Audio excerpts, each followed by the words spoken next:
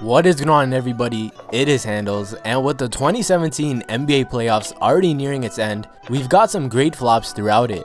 And of course, not only just this playoffs, but throughout NBA history, there have been so many flops just to get a call and get momentum on their side. But it's not like these NBA players have any Oscars. They are generally bad actors, and so when they do flop, it just makes a very funny moment. Anyways guys, here are the 10 funniest flops in NBA history.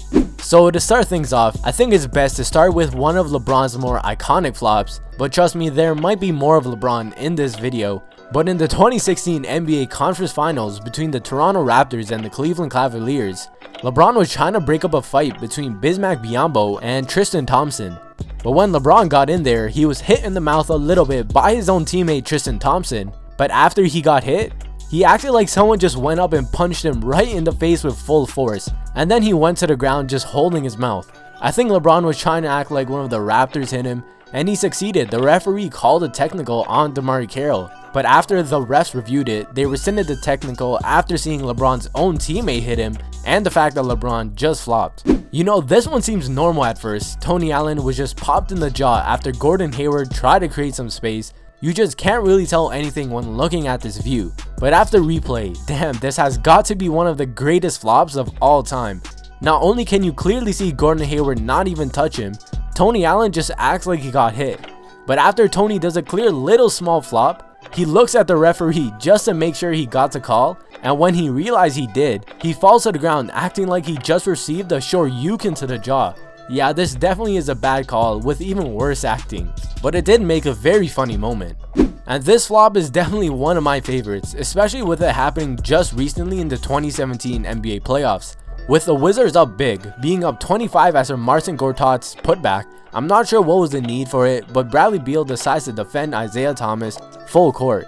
And when Al Horford screens Beal to give Isaiah some room, he literally jumps like a fish out of water and gets the call. This seriously has to be one of the most blatant flops of all time.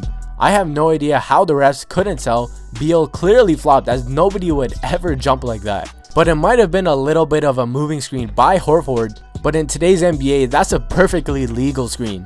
Even Horford, knowing Bradley flopped so hard, gives him a nice applause for his performance. But let's end Bradley's amazing flop with a little shooting stars.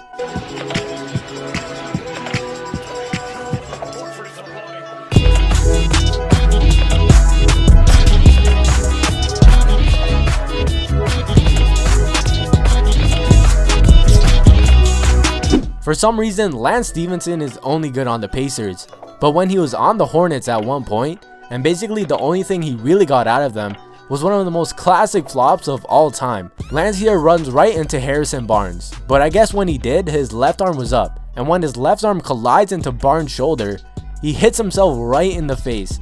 And not only that, he completely exaggerates his fall and just falls asleep on the court. You know, being that Lance flopped after hitting himself in the face just make this moment all that much funnier. Now this is probably one of the weirdest flops you'll ever see, but with the game tied 58-58 in the third quarter, I guess DeMarcus Cousins was destroying the Clippers, so Chris Paul took it into his own hands to foul out DeMarcus. So after a missed bucket, Chris Paul goes straight to DeMarcus, pushes him a bit, and then acts like he just got bulldozed by a 270-pound man. Then DeMarcus looks straight at Chris, being like, what the hell is even going on? Seriously, I have no idea what Chris was even trying to attempt here. My only guess could be that he was trying to foul out DeMarcus. Thankfully, the refs didn't call this, or this might have been one of the worst calls in NBA history. Marcus Smart is one of the king floppers in today's NBA, but this specific one has to be one of the greatest flops in NBA history. With Atlanta being up 2-0 in the series, I understand why Marcus wanted a call to allow his team to stay up in the game, but this flop was just way overboard. After Jay Crowder misses a wide open 3, Marcus goes in for the rebound, realizes he has no chance to grab the board, then just jumps and flies in the air after initiating the contact himself. But the worst part about this whole thing is that Marcus didn't even break his fall. He landed right on his hip, which could have done a lot of damage. I guess that's karma for doing one of the greatest flops in NBA history. With flops being, I guess, a common occasion in today's NBA, double flops has to be rare. But the first double flop in existence, or at least that I can find, came from J.R. Smith and Raja Bell. Raja Bell is trying to get open and J.R. Smith isn't letting that happen, but they end up bumping heads just a little bit, and that causes both of them to just go flying backwards. I have no idea what the referee called. I know he called something, but calling a foul on any of these players would be wrong. But from the way the referee looks at JR, I think he called it on him. But either way, of all double flops, which there aren't many, this has to be the best one. Man, this has to be the longest flop of all time. While Cory Brewer is pretty skinny, I'm sure there are many players in the league who can send him flying, but definitely not anything like this. Lester Hudson was trying to get open for the inbound and gives a small shove to Cory to allow it, but goddamn, Cory is sent flying away. He starts flailing and kicking his legs out, and then finally he falls to the floor. Seriously, look at where he starts to flop, nearly at the top of the key, and then ends up beside the camera crew. Then Cory gets up and tries to hype the crowd, and I'm not sure what Cory is even so proud about. The man just performed one of the longest flops in the history of the NBA, and this is a play you'll be clowned on forever. The Golden State days before the super team, but when Baron Davis was on the team, he gave us one of the most blatant flops of all time. After Okoro was called for the travel, Baron Davis tries to reach for the ball. Okoro doesn't allow that, so Davis somehow loses any control of his body and falls straight to the ground. And to make it even worse, the ref called a foul on Okoro and he just can't believe it.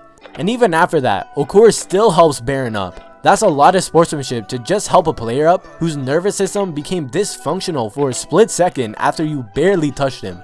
Lastly is none other than a classic LeBron moment. I understand why LeBron was flopping this entire series.